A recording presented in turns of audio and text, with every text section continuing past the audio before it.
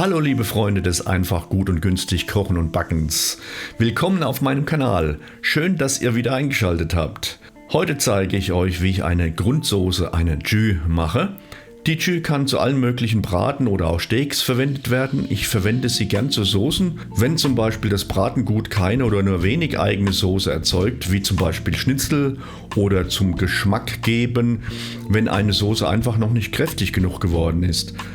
Als Zutaten haben wir ein Bund Suppengrün, 2 Zwiebeln, 2 Knoblauchzehen, 50 Gramm Butterschmalz, 6 Pimentkörner, 6 Wacholderbeeren, 4 Nelken, 2 Lorbeerblätter, ein paar Stängel Thymian, 4 bis 6 Esslöffel Tomatenmark, das muss man nach Bedarf zugeben, und 2 Teelöffel Pfefferkörner, 2 Kilogramm Rinderknochen und eine Flasche Rotwein und Salz und Pfeffer zum Abschmecken. Zuerst brate ich die Rinderknochen in einer feuerfesten Form oder Pfanne im Backofen für 45 Minuten bei 250 Grad.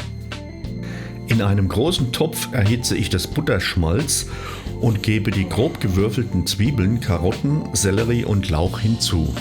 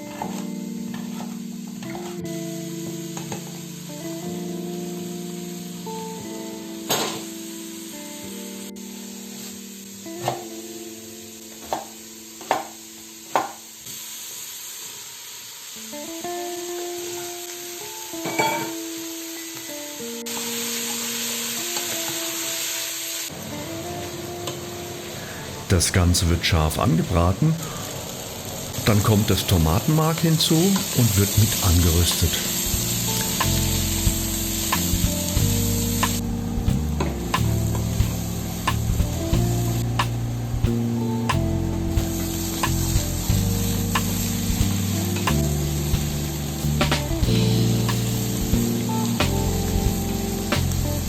Sobald sich der Bratensatz am Boden nicht mehr mit dem Löffel ablösen lässt, lösche ich mit einer halben Flasche Rotwein ab.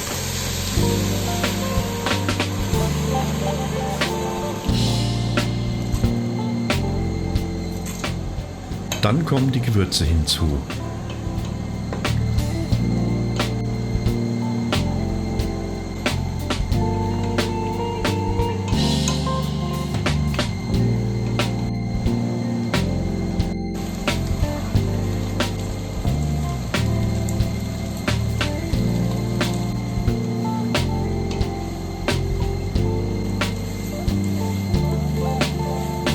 Ich lasse das Gemüse wieder einreduzieren und lösche dann mit der zweiten Hälfte der Flasche Rotwein ab.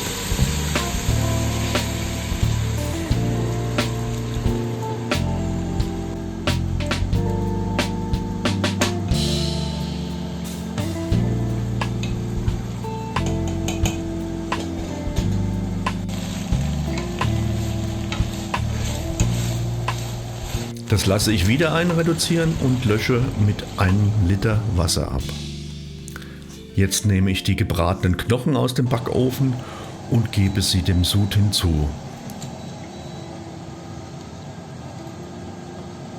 Das Ganze wird mit Wasser aufgefüllt, bis die Knochen restlos bedeckt sind. Den Sud lasse ich für ca. 4 Stunden bei mittlerer Hitze kochen, bis das Fleisch von alleine von den Knochen abfällt. Jetzt muss das Fett entfernt werden. Dazu gibt es 2 Methoden. Entweder stündlich den Schaum mit der Kelle vorsichtig abschöpfen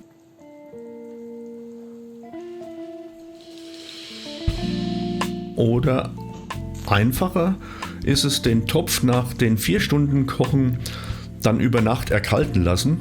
Danach lässt sich die Fettschicht, solange sie noch kalt ist, sehr einfach abheben.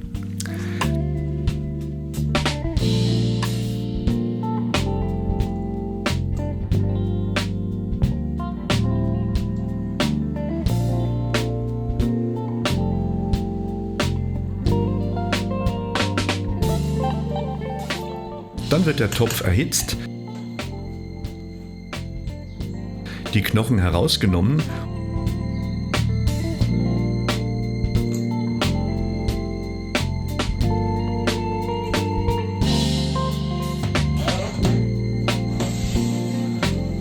und der Sud komplett durch ein Sieb in einen zweiten Topf abgegossen.